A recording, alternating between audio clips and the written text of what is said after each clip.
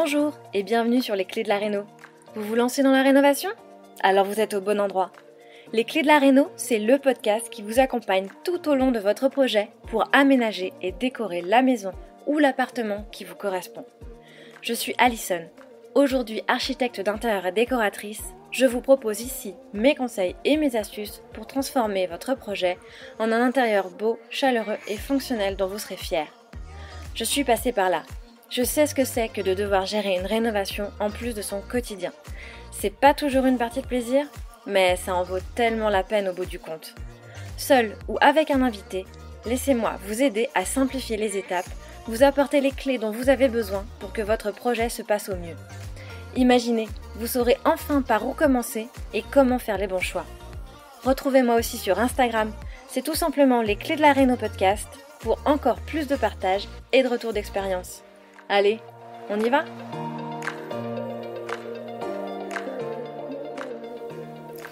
Bonjour à tous et bienvenue dans ce nouvel épisode de Les Clés de la Réno, le podcast dans lequel je suis ravie d'accueillir aujourd'hui mon tout premier invité en tant qu'acteur du secteur de la rénovation. Et il s'agit de Cédric Laurent, fondateur de la marque de peinture écologique Colibri. Alors, lorsqu'en 2015, Cédric prépare l'arrivée de son troisième enfant, il souhaite bien sûr, comme tout parent, repeindre la chambre qui accueillera son nouveau-né. Et il se rend alors vite compte qu'il n'existe pas sur le marché de peinture qui soit à la fois saine pour la santé et respectueuse de l'environnement. Alors, fort de ses années d'expérience en tant que professionnel de la rénovation, il se lance le défi de l'inventer et crée en 2018 avec Colibri une peinture composée d'ingrédients naturels sans solvants pétrochimiques et qui ne dégage pas de polluants. Colibri fabrique ainsi des peintures respectant la nature, sans compromis sur la qualité et avec la conviction qu'elles peuvent impacter de manière positive la qualité de vie de chacun en dépolluant nos intérieurs et en améliorant la qualité de l'air que nous respirons. Comment ? En allant encore plus loin dans l'innovation. En effet, cette peinture biosourcée, développée et fabriquée en France, existe également dans une gamme assainissante qui non seulement ne dégage aucun polluant, mais qui va aussi capter les molécules polluantes émises par les matériaux qui composent nos intérieurs pour les emprisonner et les rendre inertes. Pas mal, non ? Mais l'engagement de Colibri ne s'arrête pas là et Cédric nous l'explique dans cet épisode. Il est maintenant temps de revoir le processus de fabrication pour limiter la perte. Combien d'entre nous se sont retrouvés avec des pots de peinture inachevés dans leur garage ? Je suis certaine que tu vois parfaitement de quoi je parle. L'engagement anti-gaspillage de la marque est aujourd'hui omniprésent dans leur façon d'envisager la production, avec la possibilité d'acheter au mètre carré et non plus au litre, pour une estimation de ton besoin réel et au plus juste, et l'envie même d'aller encore un peu plus loin en fabriquant à la commande. Et ce n'est pas parce que l'accent est mis sur la technique ou sur les valeurs environnementales que les puristes de la déco ne s'y retrouveront pas. Colibri décline ses gammes dans une multitude de couleurs profondes et lumineuses qui donnent toutes très envie de dégainer son rouleau et son pinceau. Avec Cédric, on parle justement de nos coloris préférés et des raisons qui nous poussent à vouloir les utiliser. Alors si tu t'apprêtes à te lancer dans un chantier de peinture, tu trouveras ici une mine de bons conseils et tu finiras par tout savoir sur la peinture. En effet, avec Cédric, on a parlé évidemment du procédé de fabrication d'une peinture pour comprendre de quoi elle se compose. On a parlé des labels et de ces fameux composés organiques volatiles, tu sais, les coves qu'on voit sur tous les pots de peinture. Mais on ne s'est pas arrêté là, puisque mon idée était bel et bien d'obtenir un maximum de conseils d'experts pour savoir peindre comme un pro. Alors si tu te poses des questions sur le type de peinture ou de finition que tu dois choisir, si tu te demandes comment l'appliquer pour éviter d'avoir des traces, si tu veux savoir aussi est-ce que tu dois réellement mettre une sous-couche ou si tu peux te lancer dans la peinture au pistolet, ou encore si tu peux peindre sur n'importe quel support, comme une ancienne glycéro par exemple, alors reste dans le coin parce que cet épisode va nécessairement t'intéresser. J'en profite pour remercier sincèrement Cédric qui s'est prêté au jeu de l'interview en répondant à toutes mes questions, mais qui m'a aussi fait le plaisir de proposer aux auditeurs du podcast un code promo. Avec le code Les Clés de la Réno 10, donc Les Clés de la Réno tout attaché et en majuscule 10, tu pourras obtenir moins 10% sur ta commande de produits Colibri et ce jusqu'au 30 septembre 2023. N'hésite pas à prendre le temps d'aller voir tout ce que propose la marque sur son site colibripeinture.com. Tu y découvriras toutes les couleurs proposées dans leur nuancier, mais aussi l'outil interactif Atelier 360 qui te permet de calculer la juste quantité de peinture dont tu as besoin, que ce soit pour ton intérieur ou même pour repeindre un meuble. Allez, maintenant que je t'ai tout dit, je te laisse avec notre conversation. Bonne écoute! Bonjour Cédric, je vous souhaite la bienvenue sur Les Clés de la Réno podcast et je vous remercie chaleureusement d'avoir répondu présent à mon invitation. Alors je le disais en introduction de cet épisode, vous êtes le fondateur de la marque de peinture française Colibri Peinture. L'idée de cet épisode est donc bien qu'on parle peinture évidemment, couleur, et qu'on puisse aussi donner tout un tas de conseils aux auditeurs puisqu'ils sont toujours très nombreux à se poser tout un tas de questions en matière de peinture. Mais avant ça, pourriez-vous commencer peut-être par une petite présentation, nous dire un peu qui vous êtes en quelques mots? Oui, bonjour Alison et merci pour cette invitation. Je suis toujours ravi de pouvoir distiller nos engagements et l'intérêt de s'intéresser justement aux produits alternatifs, plus écologiques. Alors pour ce qui est de ma présentation, donc j'ai 49 ans, je suis papa de 3 enfants, c'est d'ailleurs le petit troisième qui m'a inspiré la création de Colibri. Et avant de créer Colibri, j'étais entrepreneur dans le bâtiment. Je rénovais entre 15 et 20 maisons par an sur des gros projets tout corps d'état, dont les enduits et les peintures qui étaient ma sensibilité particulière dans ces métiers de rénovation. Voilà. D'accord, oui, donc ça vient pas de nulle part, toute cette histoire. Ça vient pas de nulle part et effectivement, non plus, le côté entrepreneurial non plus. Oui, Ça fait longtemps que j'entreprends depuis 2005. J'ai eu plusieurs aventures plusieurs entreprises, d'accord. entrepreneuriales. Et bien Exactement. alors justement, est-ce que vous pouvez nous raconter un peu comment elle est née, cette Ouais, entreprise, bien comment sûr. vous avez eu cette idée? Alors, c'est à la naissance de Gabin, hein, qui est donc mon troisième enfant. J'ai eu deux filles avant, qui sont grandes maintenant. Gabin a 7 ans aujourd'hui. Et c'est vrai que la question de repeindre sa chambre s'est posée au moment de sa naissance. Et je connaissais pertinemment la pollution des peintures acryliques et glycéro qu'on met dans nos logements.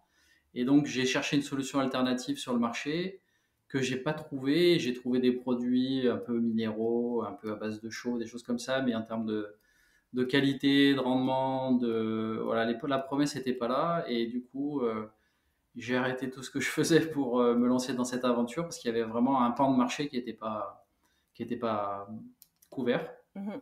Et donc, il a fallu tout d'abord essayer de trouver des solutions avec l'existant. Donc, je suis allé à la rencontre des industriels existants sur le marché et tous n'étaient pas vraiment favorables à l'idée de changer de modèle.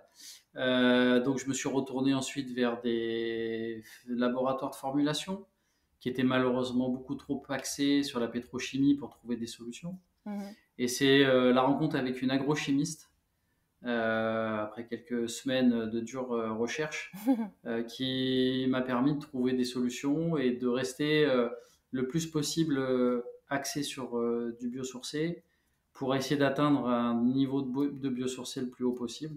Aujourd'hui, on n'est pas à 100%, mais on y travaille. Voilà. D'accord. Et donc, qu'on se resitue, c'était en quelle année ça redites-moi? Gabin est né en 2015. D'accord, donc Donc c'est à partir de là que c'est parti et il a fallu presque 2 ans, un peu plus de 2 ans pour faire la mise sur le marché.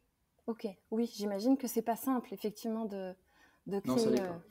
une peinture comme ça, quand Ça, on doit c- tout imaginer au départ et créer la formulation de toute pièce. Enfin, ça l'est pas, d'autant que le cahier des charges était établi sur la base des performances des peintures acryliques et qu'il était hors de question de lancer un produit sur le marché qui n'était pas au moins aussi performant que ces produits-là. mm, Donc le cahier des charges était très précis en termes d'opacité, en termes de rendement, mhm. en termes de temps de séchage. Tout ça, Oui, c'était les vrais critères de base mm, qui ont été notre cahier des charges.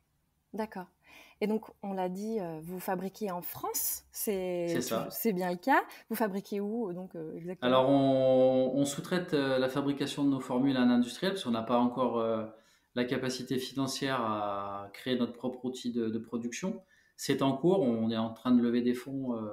On a été lauréat de plusieurs concours cette année et donc 19 fonds d'investissement s'intéressent à notre projet d'industrialisation. D'accord, ouais. Et donc, Encore une belle étape qui pourrait s'annoncer. encore une belle étape, Ouais. exactement. Et c'est tout fabriqué, bien sûr, en France, dans le sud-ouest. J'ai malheureusement une clause de confidentialité que moi ça me dérangerait pas de le dévoiler, mais je comprends la posture de certains industriels qui ont Oui, d'autres intérêts ailleurs. Et donc voilà, en tout cas, on a un processus de fabrication, un processus de contrôle, un outil de production qui nous est dédié pour pas qu'il y ait de mélange, pour pas qu'on retrouve de résidus, de choses qu'on voudrait pas voir dans notre produit. d'accord. Voilà, toujours. Donc si je Voilà. comprends bien, en fait, l'usine qui fabrique vos peintures, elle est dédiée à vos peintures. Elle fabrique aucune autre peinture d'une Non, autre non, elle façon? fabrique bien d'autres Ah, choses, d'accord. mais Oui, voilà, pour d'autres gens, et forcément, ces industriels-là veulent pas forcément communiquer d'accord. Ok. sur leur outil de production, mais voilà, Mais bon, en tout c'est comme cas, ça. effectivement, c'est déjà une belle chose que de fabriquer sur le territoire français. Enfin, C'est déjà bien, et puis il y a bien d'autres entreprises qui n'ont pas d'outils de production et qui cartonnent, hmm. hein. Oui, c'est Dans sûr. l'agroalimentaire, il y en a beaucoup, dans l'industrie de la peinture, il y en a beaucoup aussi. Ouais. Ça coûte cher un outil de production. C'est clairement, oui. Voilà. Dans les cosmétiques aussi, c'est tout. Dans les cosmétiques, Voilà, c'est oula, ça. oui, Oui, clairement, oui, clairement, clairement. clairement. Et alors, du coup, justement, puisqu'on parle fabrication, est-ce que vous pouvez nous expliquer déjà comment on fabrique une peinture, en fait, enfin, de quoi ça s'est composé, et puis comment on arrive au produit final tel qu'il Ouais. est? Alors déjà, la matière première principale dans une peinture, c'est ce qu'on appelle le liant ou la résine. C'est deux termes différents pour la même chose. C'est la matière première qui va permettre d'agréger les autres matières premières. Donc, nous aujourd'hui, on utilise une résine végétale biosourcée entre 95 et 98%. Ça va dépendre des productions et des huiles végétales, de la qualité des huiles végétales, mais à minimum 95%. Ensuite, on va apporter une charge pigmentaire qui va amener l'opacité, qui va permettre d'avoir une meilleure cicativité, donc un temps de séchage. Ces charges pigmentaires chez nous sont 100% minérales. Et ensuite, vous allez avoir les pigments de couleur, qui malheureusement aujourd'hui sont synthétiques. Sur le marché, il n'existe pas de solution ni naturelle ni biosourcée dans les pigments de couleur, hormis effectivement certains pigments en poudre, mais qui sont très peu opacifiants et qu'on utilise dans quelques ocres. Alors on en a dans notre gamme, mais majoritairement nos colorants sont synthétiques. Et il reste une matière première pour laquelle on en parlera après. On est en plein combat et en pleine recherche et développement. Ce sont les conservateurs qui sont aujourd'hui reconnus pas très sains et perturbateurs endocriniens. Mhm. Donc nous n'en utilisons pas, nous n'en rajoutons pas dans nos produits finis, mais en revanche, dans certaines fournitures de matières premières, on les retrouve. Et en résiduel, au final, nous, on a moins de 1% de cette matière première-là, mais elle est bien. Et tout Oui, ça, ben, ça fait une formule de peinture. d'accord. Les conservateurs, c'est ce qu'on appelle les coves, non? C'est ça, le moins de Non, les 1%? conservateurs, c'est ce qu'on appelle les MIT et les BIT. Ah, ok, c'est encore autre chose. Méthylothiazolinone et béthylothiazolinone. Les COV, c'est les composés organiques volatiles, c'est les éléments qui se dégagent au moment du séchage de la peinture. D'accord. Voilà. Alors, de longue date, effectivement, on a fait la différence dans le monde de la peinture entre l'acrylique et la glycéro. Est-ce que vous pouvez nous exposer déjà un peu la différence entre les deux pour qu'on comprenne Ouais. pourquoi il y avait cette Un peu, distinction et puis ensuite où vous vous situez dans tout ça? un peu d'histoire alors. Le marché de la peinture, à l'origine, c'est un marché qui était principalement tenu par des peintures en poudre, ok, que les peintres produisaient sur chantier directement. Ensuite, sont apparues les peintures à l'huile qu'on appelle glycéro, Mhm. qui sont des très bons produits, souvent naturels puisqu'ils sont fabriqués à base d'huile, mais la problématique, c'est les composés organiques volatiles qui s'en dégagent, Mhm. et surtout les méthodologies de nettoyage du matériel, puisque voilà, on a utilisé longtemps la térébenthine, qui est une catastrophe à respirer, Mm. et ensuite sont arrivés, grâce à la pétrochimie, le white spirit et ces choses-là. Donc voilà, on connaît Qui doivent pas tous être ces bien produits meilleurs pour la santé, non? qui White spirit. sont pires et pour la santé et pour Mm. l'environnement, surtout pas le mettre dans l'eau, sauf que on en connaît tous. Oui. qui ont oublié que l'eau, il fallait la protéger aussi un petit peu. Et ensuite, dans les années 60, sont apparues les fameuses peintures acryliques, donc fabriquées à base d'alkyd pétrochimique et d'eau. D'accord. Donc super, puisque effectivement produit à l'eau, nettoyage à l'eau, facilité d'usage, facilité de nettoyage.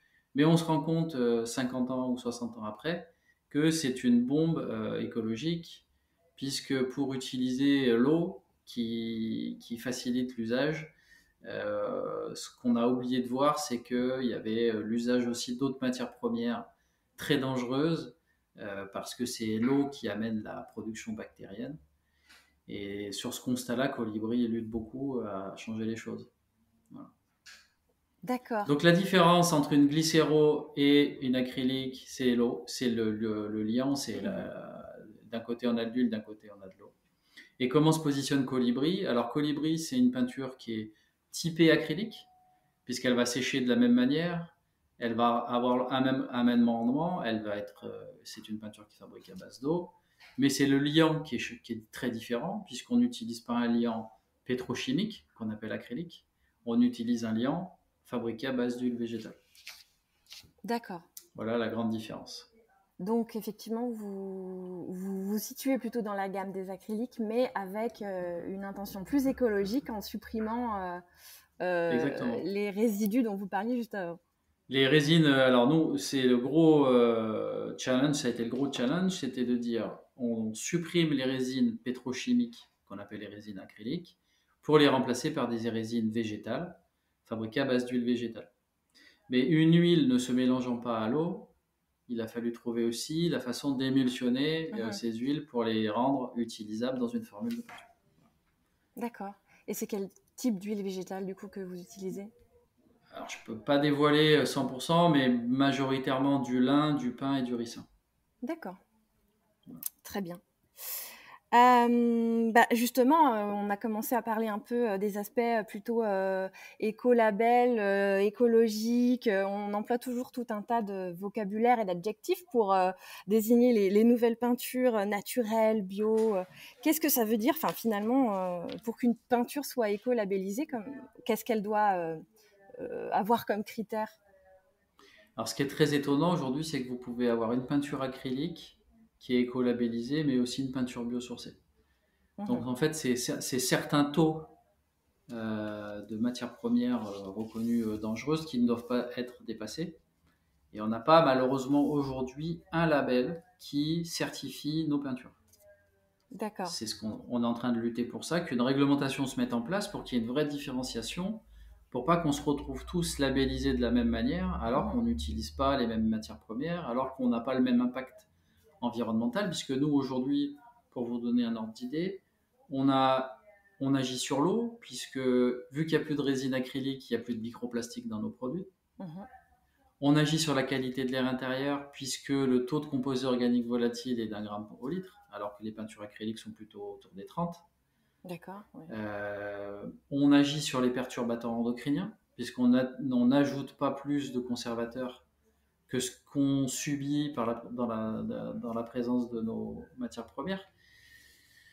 Donc les écolabels européens, les NF Environnement, etc., distinguent pas trop les choses. Voilà, il y a des critères de base. Forcément, on les respecte d'office, puisqu'on n'utilise pas du tout les mêmes critères de matières premières. Mais on peut être de la même manière éco-labellisé, qu'on soit pétrochimique ou biosourcé, malheureusement. Oui, donc c'est quand même très Voilà. trompeur pour le consommateur final, Tout quoi. à fait. Il faut aller regarder la composition exacte de la C'est peinture qu'on veut exactement ça. acheter pour ça. Parce que effectivement, juste une peinture acrylique de base peut être éco-labellisée, quoi. Oui, et une peinture acrylique de base peut être peut être nommée biosourcée. D'accord. C'est-à-dire qu'aujourd'hui, le fabricant de peinture acrylique peut mettre 3% de résine biosourcée et dire elle est biosourcée. Ah oui. Nous, on utilise 100% de résine biosourcée. On ne mélange pas avec d'autres types de résine. Alors, on a la chance d'avoir des lobbyistes qui ont travaillé un peu le sujet au niveau européen. Mhm. C'est-à-dire qu'au niveau de l'Europe, une nouvelle réglementation vient de passer où quand vous mixez deux types de résine, il va falloir indiquer le pourcentage de résine utilisée. Et on espère que ça arrive bientôt en France pour qu'on puisse se battre à armes égales avec les industriels pétrochimiques. Ce qui est intéressant aussi, c'est de comprendre que dans les résines biosourcées, vu qu'on utilise des huiles végétales, on agit aussi sur la décarbonation de la planète puisqu'on stocke du carbone biogénique. La plante, dans sa vie, a stocké du carbone. Quand on la transforme en huile, ce carbone, il est figé. Et donc, ce n'est pas le cas des résines pétrochimiques, puisque le pétrole, on sait très bien, n'a aucun intérêt en termes de dépollution de l'environnement. Tout à fait. Et de captation de CO2. Voilà. Oui, donc il y a déjà même un côté vertueux, rien que dans l'huile choisie elle-même, quoi, finalement. Exactement. Et vous savez si il y a une j'imagine que oui, justement au niveau européen, ils doivent bien penser à imaginer un label qui ferait cette distinction entre ceux qui font l'effort d'aller vers plus d'éco-responsabilité et ceux qui vont simplement respecter les quotas minimums pour atteindre l'éco-labellisation. Les labels naissent rarement de gouvernement. Les labels naissent en général d'un groupement d'industriels qui décide de se labelliser. Et voilà. Donc, tous les labels qui existent aujourd'hui, comme le label A+, par exemple, qui vous certifie que le produit ne dégage pas plus de 30 grammes de composés organiques volatiles au litre, a été créé par les industriels de la pétrochimie. Oui. Voilà. D'accord. Et donc, du coup, il y a une réflexion entre les industriels de peinture écologique pour avancer sur une forme de labellisation? Pour l'instant, c'est un micro-marché qui prend de l'ampleur. Et aujourd'hui, sur le marché, il n'y a que Colibri qui n'est pas un spin-off d'un grand groupe industriel pétrochimique qui veut faire un peu de greenwashing dans sa gamme. Donc, on n'a pas trop d'alliés, on va dire. D'accord. On a plutôt des gens qui nous font des belles lettres recommandées en nous disant « Faites attention à ce que vous faites ». Ok. Bon, ok, il reste encore beaucoup de travail, donc j'imagine. Alors justement, si on parle de vos gammes de peinture écologiques, vous faites la différence entre les biosourcées et les assainissantes. Qu'est-ce que c'est effectivement? Alors, il y a récemment d'ailleurs une étude qui a été faite par 60 millions de consommateurs qui a un peu cartonné les peintures biosourcées parce qu'ils ont un peu tout mélangé. C'est-à-dire qu'ils ont à la fois mélangé les composés organiques volatiles dégagés au litre, ils ont mélangé les formulations, ils ont mélangé le prix du produit pour en faire une cotation et dire il y a tel ou tel produit qui est plus ou moins... oui, comme ils font souvent. Qui respecte plus ou moins le consommateur. Avec les notes, oui, je vois. Voilà, on se donne un droit de réponse tout de même parce que là, on attaque directement un marché qui est en train de naître et que c'est dommage de cartonner. Mais en gros, il existe aujourd'hui des composants synthétiques qui ont la vertu de capter le formaldéhyde. Il y en a deux sortes. Il y a ceux qui sont des encapsuleurs de composés organiques volatiles comme les formaldéhydes, c'est-à-dire que vous appliquez votre produit et au contact à l'air, les formaldéhydes vont être emprisonnés dans des capsules, mais aussi d'autres composés organiques volatiles, ce qui permet de faire baisser le taux de composés organiques volatiles au moment du calcul du label A+. Voilà. Ce qui n'est pas terrible. Et vous avez d'autres particules qui permettent de capter le formaldéhyde, d'agir sur la molécule de carbone et de le transformer en H2O. Nous, on utilise cette technologie-là. C'est-à-dire que si vous repeignez 100% de la pièce, en 24 heures, vous allez dépolluer 80% des formaldéhydes qui vont être transformés en H2O et non pas simplement encapsulés. Parce que l'encapsulage, à un moment donné, il claque et c'est relargué. Oui, ça semble un peu inévitable. Effectivement. Exactement. Et ce qui est terrible, c'est que cette technologie d'encapsulage, elle est aussi utilisée par les pétrochimistes pour diminuer leur taux de COV, parce que le label A+, vous l'obtenez 28 jours après l'application. D'accord. Donc, qu'est-ce qui se passe entre le 1er et le 28 jours? On ne sait pas. Qu'est-ce qui se passe après le 28e jour? On ne sait pas non plus. Quand on mesure le taux de composés organiques volatiles de Colibri, dès le premier jour, vous êtes à 0,1 g, voire 1 à 2 grammes selon le taux de pigment colorant qu'on va utiliser. Voilà, donc imaginez bien qu'à 28 jours, on est proche de 0. Mais il n'y a encore pas de label qui permet de rectifier ça, sauf un label allemand, mais ça ne serait pas très cohérent sur le marché français de l'utiliser, parce que ça ne parlerait pas aux consommateurs, qui lui mesure au 1er, au 6e, au 14e et au 28e jour. Et là, on pourrait vraiment tous se battre à armes égales en disant, OK, il se passe quoi le premier jour de ton application, etc. Mhm. Bon, voilà. Malheureusement, à notre échelle, on n'a pas encore assez de poids pour avoir des actions de lobbying Oui. assez performantes. Voilà. Donc, si je conclus cette question, la assainissante bénéficie de cette technologie en supplément par rapport à la gamme biosourcée. Biosourcée, C'est ça, exactement. d'accord. C'est en bonus, C'est quoi. pour Si ça on qu'elle est un peu choisit plus chère. D'accord, c'est logique. En fait, quand vous allez peindre une chambre d'enfant, alors oui, il y a des détracteurs qui vont nous dire, mais vos particules sont synthétiques, donc non naturelles. Oui, c'est vrai, mais le bénéfice apporté versus la production de formaldéhyde dans certains meubles, dans certains revêtements de sol, etc., ça vaut largement le coup de dépolluer ce formaldéhyde qui n'a pas d'odeur, qui n'a pas de saveur, mais en tout cas qui est hyper cancérigène, plutôt que de dire que forcément on a rajouté une matière première qui est synthétique, qui est fabriquée à base de pétrole. Mais ça représente une infime partie, je ne donnerai pas le taux parce que ça va dévoiler un peu nos formules, mais c'est en pourcentage très faible par rapport à la formule globale biosourcée.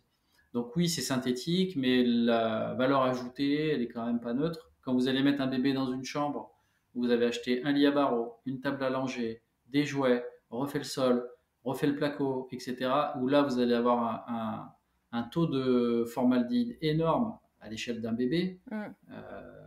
Je pense que l'usage d'une microparticule synthétique, ça a un peu de sens quand même.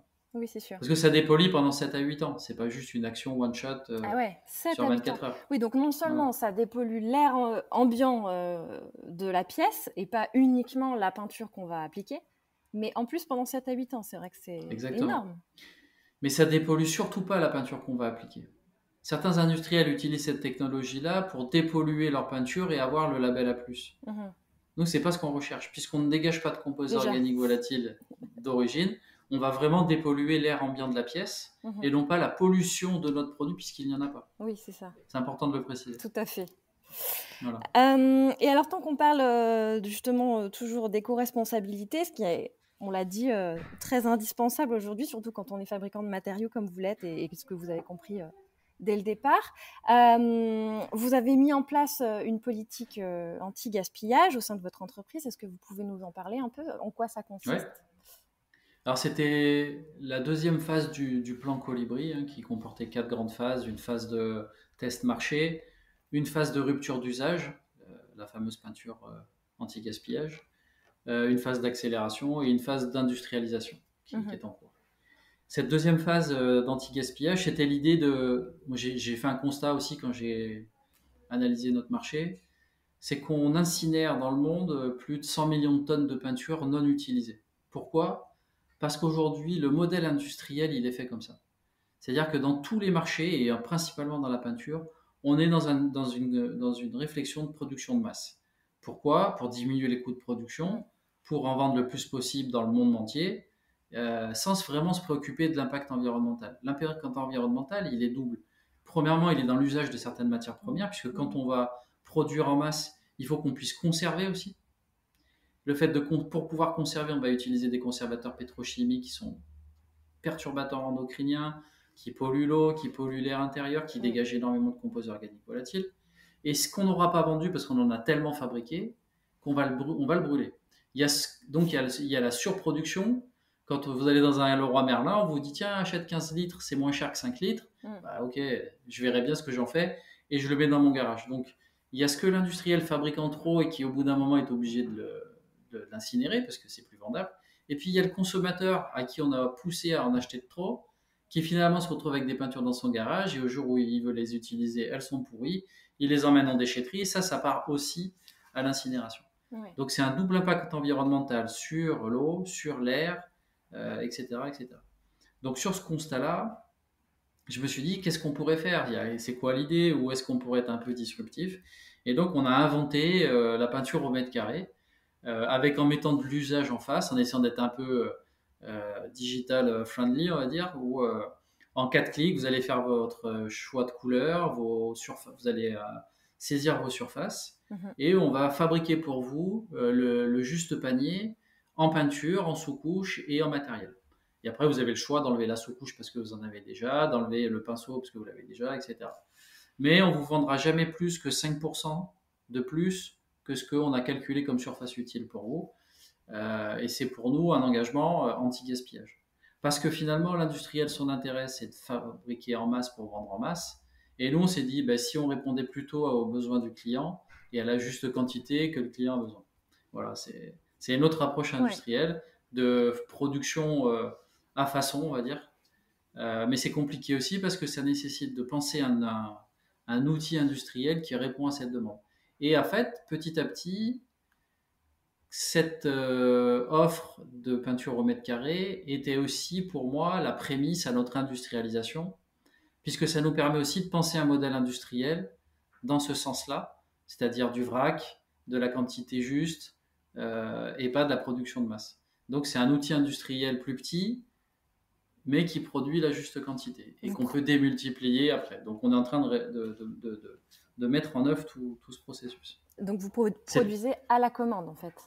Voilà, c'est exactement ça. C'est pas qu'une idée marketing de dire on va vendre au mètre carré et plus au litre pour éviter le gaspillage. C'était pour moi aussi la prémisse de notre modèle industriel de demain. Ok. Et est-ce que du coup, pour le consommateur, ça implique un délai d'attente de sa commande qui soit un peu plus long, le temps que la peinture soit réalisée? Non, pas du tout.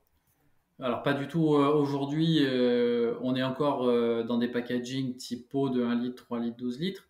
Donc, on va calculer la juste quantité, faire les arrondis qu'il faut et expédier aussi vite qu'une peinture, que si vous aviez commandé la peinture en litres. Mhm. L'avantage, c'est que vous allez payer un peu moins cher parce que c'est souvent des paniers moyens un peu plus importants. Et ensuite, quand le modèle industriel sera en place, il y a tout un processus d'automatisation et de fabrication par des machines, donc on aura les mêmes délais. Ça lancera automatiquement la fabrication. Exactement. D'accord. Exactement. Et c'est vrai, alors vous allez me dire si je me trompe, hein, c'est sur votre site internet, on trouve ça sur l'atelier 360. Qui est tout nouveau, oui. Je peins mes murs, c'est ça. Mon mur. Ouais. Je suis allée faire un tour justement et c'est vrai que c'est un outil, enfin j'ai été assez bluffée de voir la facilité avec laquelle on peut créer sa commande comme ça en 2 minutes, hein, finalement, à partir du moment où on a pris les cotations de sa pièce ou de ses pièces. C'est finalement, je pense, le plus long, prendre les mesures, et puis après, pour aller à la commande, ça va vite. Alors, on va passer à la question plus côté pratique, on va dire, et application de la peinture, question qui intéresse toujours beaucoup les auditeurs.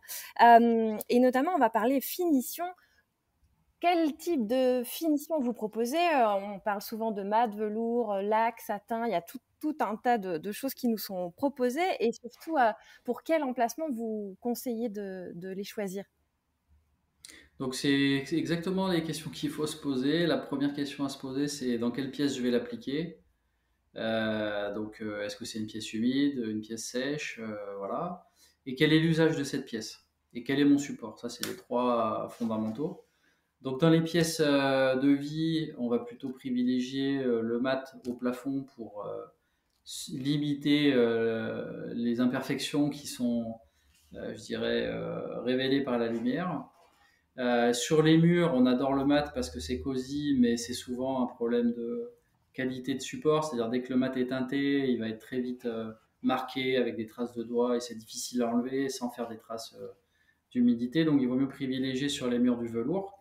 Du mat velouté, ça permet d'avoir un aspect mat, mais une résistance de film d'un velours. Oui. C'est ce qu'on propose nous. Le velours est en fait un peu l'intermédiaire entre le mat et le satin. Le velours, c'est l'intermédiaire entre le mat et le satin, mais il a plutôt tendance à avoir une finition typée mat, mais une résistance de film typée velours. Donc un peu... Et le velours, lui, c'est un peu le même film, mais un petit peu plus un petit peu plus brillant, légèrement plus brillant. Oui. Donc ça, c'est ce qu'on privilégie sur les murs. Il va donc être presque aussi lessivable qu'un satin, mais avec un aspect mat. Il est aussi lessivable qu'un satin, mais avec un aspect mat. Il a tous les avantages, quoi, finalement. C'est ce qu'on vend le plus. Oui, j'imagine. Ensuite, sur le plafond, on l'a dit, hein, plutôt du mat blanc. Faut pas chercher à mettre de la couleur au plafond, ça rabaisse les plafonds, c'est pas terrible. Et sur les pièces humides, donc cuisine, salle de bain, toilette, on va plutôt privilégier le satin, qui a une très forte résistance à l'humidité et au lessivage. Ok. Voilà. Et après, on a d'autres types de supports plus techniques, qui sont le bois. Alors sur le bois, c'est pareil. Est-ce que c'est un bois tannique, non tannique? Donc s'il est tannique, il faut mettre une sous-couche anti-tannique ou un fond dur. Voilà.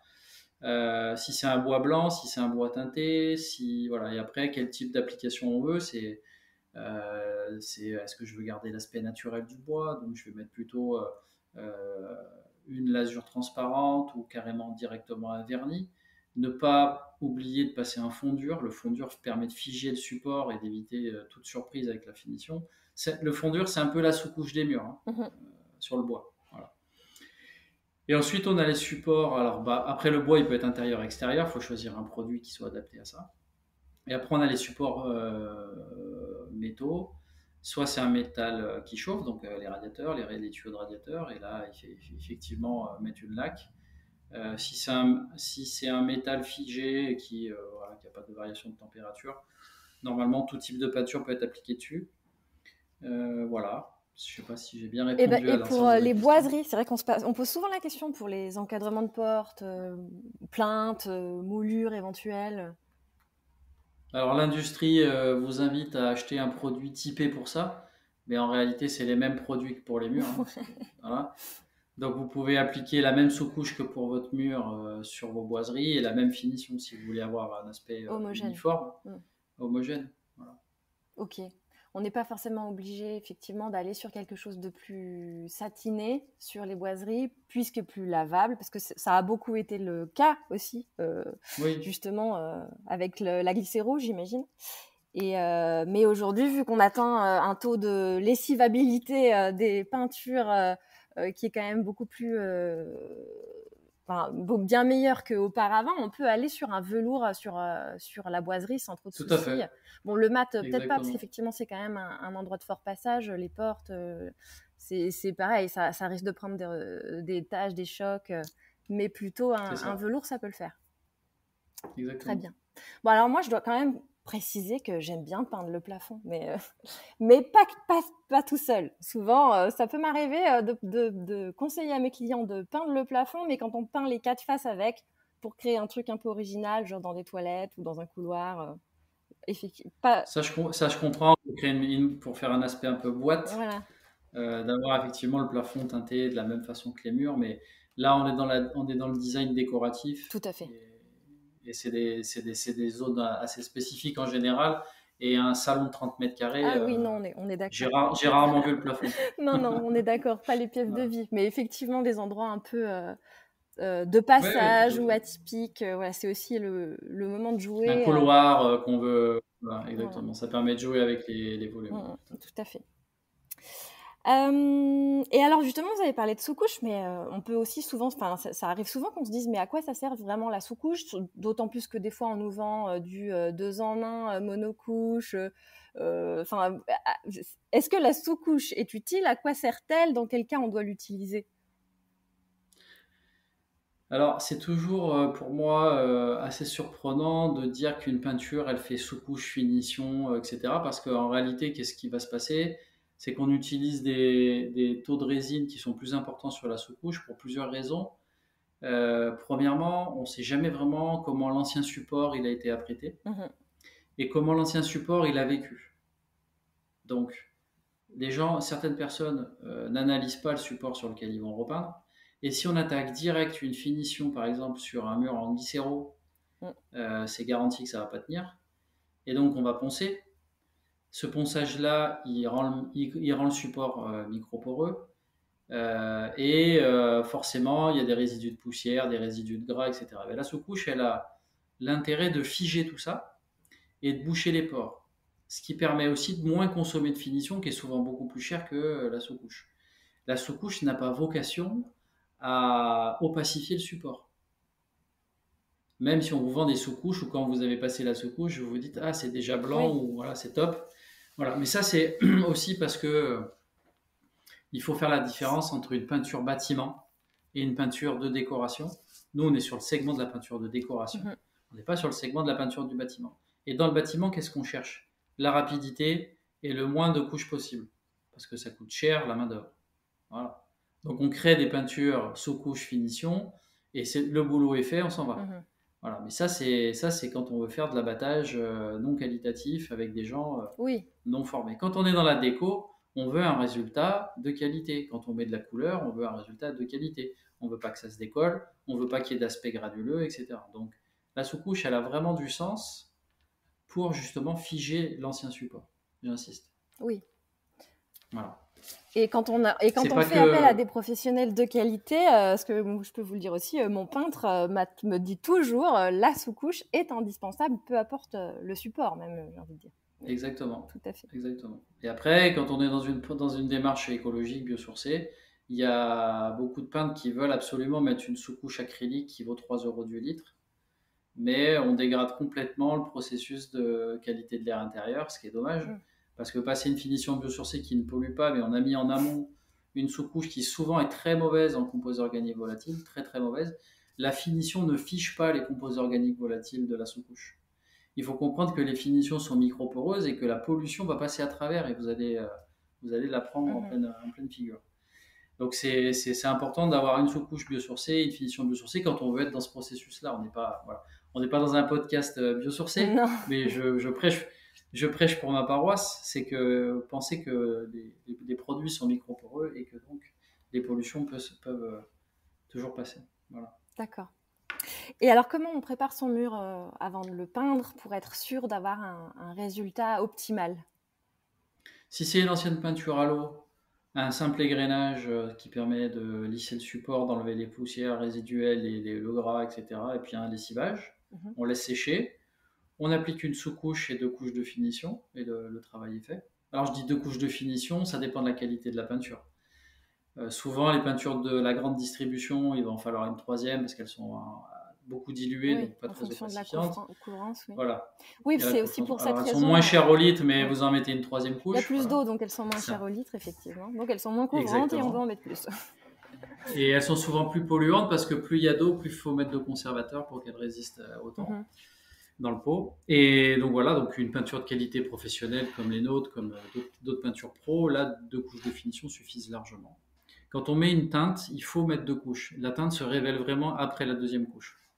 Oui, puis il faut pas si on en met qu'une, on a quand même toujours. Je précise aussi pour des effets de transparence. Enfin, ouais, la 2e permet justement. Normalement, c'est pas uniforme. Voilà, c'est pas uniforme. Avec la 2e, on permet. C'est pas uniforme.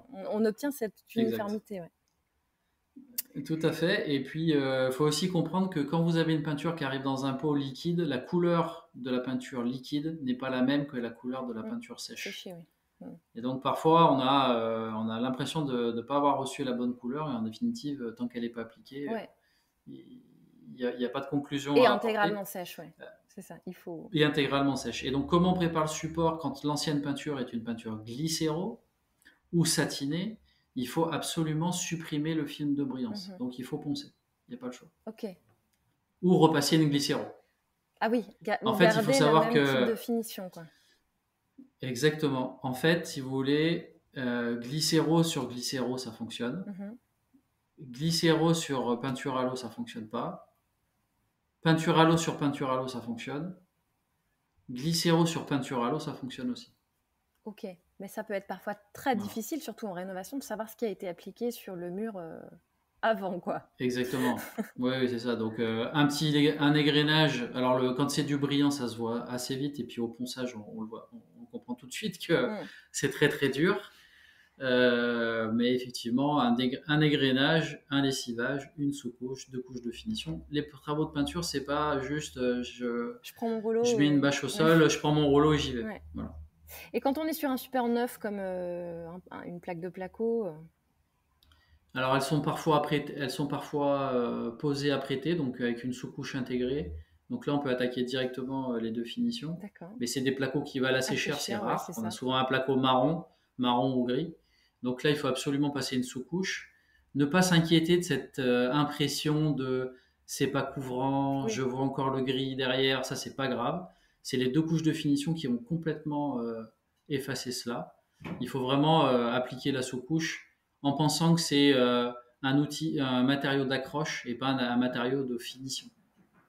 Et Voilà. est-ce que justement, c'est le fait de passer la sous-couche qui va permettre d'éviter, quand on peint justement sur placo, quand on peint les bandes d'enduit, on a Mhm. parfois de l'enduit qui va se décrocher un petit peu en micro-plaques, ça arrive.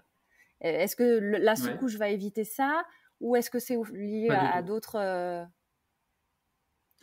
Là, c'est lié au travail du jointeur. Mhm, Souvent, quand on est sur une maison neuve qui vient d'être jointée, on passe une sous-couche, on observe justement ce qui se passe. Ça va révéler tous les défauts des bandes à joint. mhm. Donc il faut souvent faire de la reprise, hein. Un peintre, il sait ce que c'est que il passe sa sous-couche, ça lui permet de voir tous les défauts des joints, et là il fait de la reprise. C'est-à-dire soit il va poncer les excédents d'enduit, un peu mieux que ce que le jointeur a fait, soit il va être obligé de faire des reprises d'enduit Mhm.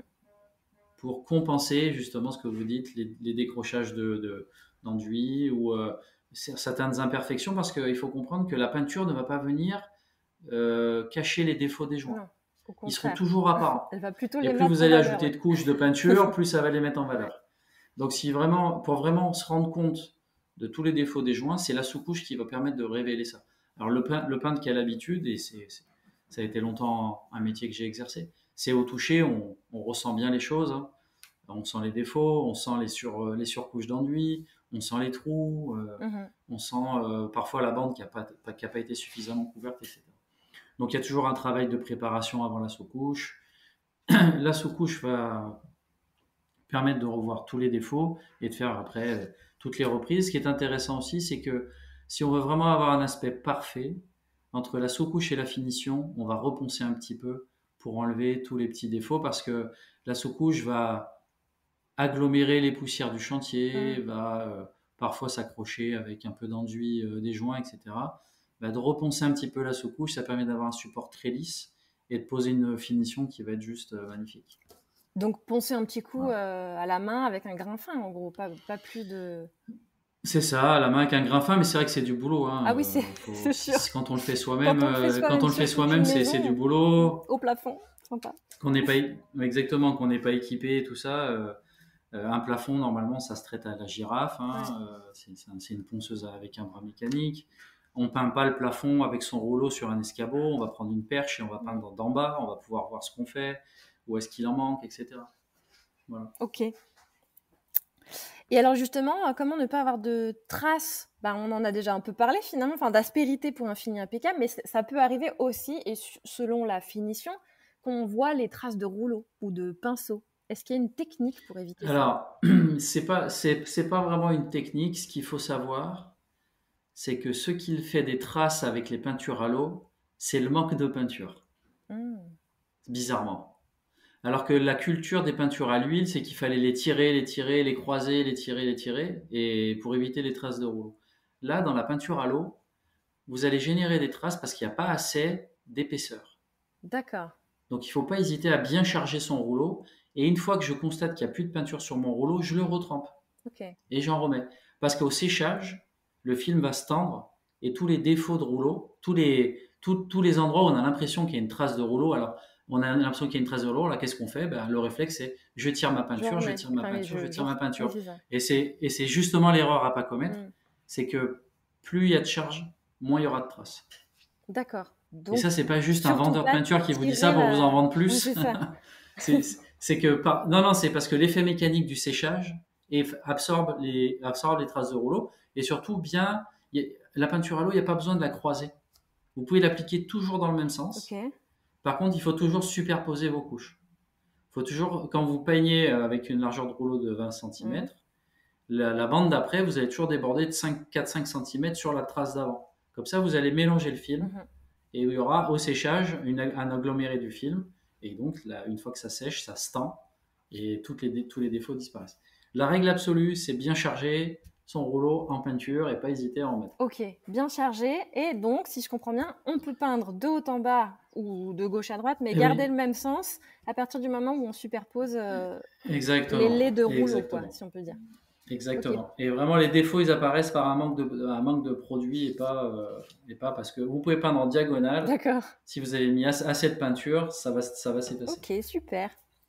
On me pose aussi souvent la question, parce qu'effectivement, moi, ceux qui m'écoutent, c'est souvent ceux qui s'engagent dans la rénovation et souvent des rénovations importantes, donc avec beaucoup de murs à peindre et de mètres carrés à couvrir.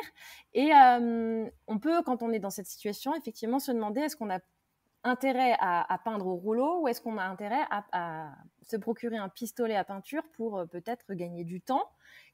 Est-ce que c'est compatible avec toutes les peintures et est-ce que effectivement c'est une technique qui permet de gagner du temps ou voilà quelle technique finalement quand on a beaucoup de murs à Il, peindre? il faut vraiment être aguerri pour peindre au pistolet. Vraiment, parce que on a vite fait d'en mettre de trop, ça coule. On a vite fait de pas en mettre assez et c'est problématique. Il y a une façon d'appliquer ça dans les angles. Mhm. Il y a une méthodologie de protection de l'environnement parce que ça crée de la micro-gouttelette, ça va se coller Partout, ouais, partout. c'est Donc il sûr. faut protéger les sols, les fenêtres, les plans de travail sur une maison habitée. Oubliez tout de suite le pistolet. Oui. Et si elle n'est pas habitée, Sur une effectivement, maison, en chantier? si elle est en chantier, bien préparée, alors bien nettoyer le chantier, bien nettoyer les sols, les surfaces, bien protéger, scotcher, bâcher les fenêtres. Mais franchement, c'est un métier très technique. Donc pour ceux qui sentent de le faire, effectivement, pour tout ce qui est sous-couche par exemple, c'est assez intéressant de peindre au pistolet, on gagne énormément de temps. Mhm. On va peindre une maison entière dans une journée au pistolet, alors qu'au rouleau, ça dépend de la taille de la maison, mais il faut beaucoup plus de temps. Ouais. L'intérêt du pistolet aussi, c'est qu'on peut peindre du sol, debout au sol, Oui. sans escabeau, sans etc. Et on atteint les surfaces hautes quand on est sur des plafonds à 2,50 m du sol. Sans Donc s'en ça prendre évite plein de monter et la descendre. tête? Bah, si la buse est bien réglée. Oui, c'est ça. D'accord. En général, on ressort un peu moucheté Oui, quand même. quand on a fait. Bon, avec le Il faut rouleau mettre une aussi, hein, en même combinaison temps. et tout ça. Ça dépend des peintures. Ouais.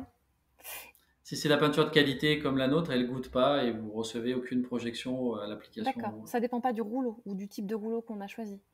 Non, ça dépend de la qualité, de la viscosité de la peinture. Ok. Et pour en revenir au pistolet, donc je comprends bien que c'est une technique un peu voilà, qu'il faut maîtriser. Quand on commence et qu'on n'a jamais fait, ça peut être un peu compliqué. Il vaut mieux peut-être s'entraîner un peu avant. Mais est-ce que c'est compatible avec toutes les peintures? Oui. Alors pas les peintures à pas les peintures à l'huile, parce que ça va être un vrai problème pour nettoyer le Oui. matériel. Mais avec les peintures à l'eau, les fabricants indiquent toujours le taux de dilution maximum qu'il faut utiliser. Et après, l'usage des buses, il y a plusieurs formats de buses qui vont plus ou moins injecter de peinture, le réglage de la pression d'air, etc. Tout ça, ça s'invente pas. Oui. Parce qu'il faut quand même Voilà. effectivement préciser qu'il faut diluer la peinture. Il ne faut pas simplement la mettre comme ça dans le pistolet. Non, on peut la mettre comme ça, mais les pistolets en général ont besoin de quelque chose D'un peu plus d'assez liquide. fluide. Ouais.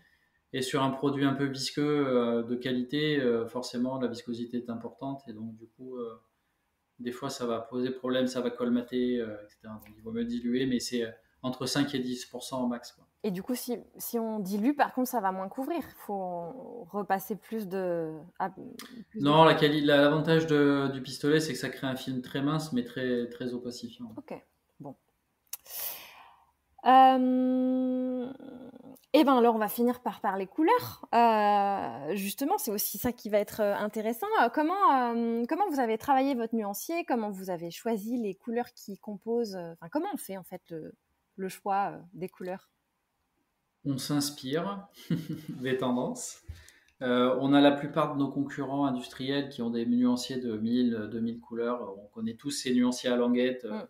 où on s'y retrouve pas trop. Nous, on a décidé de créer un nuancier restreint, mais qui répond dans toutes les gammes de couleurs à peu près toutes les tendances. Et après, ben, c'est un jeu de pigmentation, de dosage. On a un certain nombre de colorants à notre disposition, qui sont des colorants monochromiques et qui, par leur mélange, en fait, quelques milligrammes de ci, de ça, on crée une teinte. Mais alors, qui décide de la formulation justement, enfin de l'équilibre entre les pigments? Ah, ben c'est un laboratoire de colorimétrie. D'accord, On dit, bah, nous, on voudrait atteindre ce niveau de couleur, et c'est le laboratoire de colorimétrie avec des scanners spécifiques. C'est tout un travail de formulation de d'accord. couleur. toutes nos couleurs nous sont des couleurs uniques, hein, qui ont été développées vraiment pour notre nuancier Colibri. C'est l'intérêt aussi d'être fabricant de peinture et d'être inspirant, c'est de ne pas avoir le même nuancier que tout le monde, comme font certaines grandes marques aussi de couleurs de peinture. Et chaque année, on essaie d'en créer une ou deux nouvelles. D'accord. Et justement, pour trouver une nouvelle couleur, est-ce que vous faites ça en interne ou est-ce que vous faites appel à quelqu'un de Oui, en interne. spécialisé? Non, en interne. Non, en interne. D'accord. On a un laboratoire de colorimétrie. Ok. Et alors nous, quand on veut choisir la couleur pour chez soi, est-ce que vous auriez des conseils à prodiguer pour choisir la couleur comment on choisit une couleur pour son intérieur? Même si c'est une question très personnelle, hein, mais... Je vais effectivement botter en touche. D'une part parce que les goûts et les couleurs sont universels et que quand vous percevez un bleu d'une certaine manière, quelqu'un d'autre va vous dire c'est plutôt un gris. Enfin voilà, il est impossible de choisir une couleur. Nous, pour quelqu'un. Nous, ce qu'on fait par contre, c'est qu'on va conseiller certains mariages à éviter. Voilà, c'est tout. On va surtout faire confiance aux personnes, mais aussi on va se questionner sur leur intérieur. Quelle typologie de meubles ils ont, quelles sont les couleurs des meubles, le sol, comment il est, etc. Parce qu'on s'en rend pas compte, mais tout ça, ça a une influence sur la couleur. Il faut pas penser un blanc chaud, si on l'applique à un endroit, il peut se transformer en un jaune chaud, en un gris chaud, etc. Donc ça, c'est hyper important. En fonction Et de puis son notre métier, c'est exposition, fabricant. enfin, de la luminosité, Exactement. de son enfin, de la façon dont il expose. Exactement. Exactement. Donc nous, on va conseiller un peu, mais on est des fabricants de couleurs, on est des fabricants de peinture. Il y a un métier qui s'appelle décorateur d'intérieur, il y a un autre métier qui s'appelle architecte d'intérieur ou architecte tout court. Et on fait confiance à ces gens-là pour guider les gens. Très bien. Effectivement, on est là pour ça. Et on va quand même finir sur une note un peu plus personnelle. Si vous deviez en choisir qu'une dans votre nuancier, c'est laquelle, votre préférée? C'est aujourd'hui la préférée que j'ai, c'est Tolosa. C'est un terracotta qu'on a développé l'année dernière, qui nous inspire bien sûr de notre ville, hein, puisqu'on est à Toulouse, et qui aujourd'hui, je l'ai même chez moi parce que je trouve que c'est hyper chaleureux, ça amène une ambiance apaisante, ça se marie très bien avec des couleurs de sable, avec le soleil, avec voilà. Et bon, voilà, c'est personnel, mais voilà, le terracotta, oui, c'est toujours c'est ma couleur préférée. On est d'accord. Voilà. Et on l'a pas appelé terracotta, on l'a appelé Tolosa. J'en ai plein d'autres des préférés. On a un vert céladon qui est magnifique. Enfin voilà, on a vraiment des. Enfin, j'adore nos couleurs. C'est quand même très difficile de n'en choisir qu'une seule, j'en conviens. C'est ça. Mais je me suis aussi un peu pliée à l'exercice et donc du coup j'ai aussi été voir laquelle je préférerais, laquelle j'aurais pu choisir pour mon intérieur. Et alors moi je suis une grande fan des verts en règle générale. Donc les verts pour moi c'est toujours très compliqué, d'autant plus de choisir. Mais chez vous il y a le bocage qui m'a particulièrement tapé dans l'œil immédiatement. Parce que effectivement j'aime beaucoup les verts de gris ou les verts un peu au ton au sous-ton un peu marron, et je pense que celui-ci est carrément dans cet échantillonnage, et pour moi le vert c'est vraiment une couleur qui va avec tout. Enfin, c'est à la fois une vraie couleur et en même temps une couleur naturelle, comme on dit, pour qu'elle s'harmonise avec beaucoup de choses et notamment avec les matériaux naturels. Et du coup, effectivement, c'est pour ça que ce bocage m'intéresse bien. Je vais y réfléchir pour un projet à venir.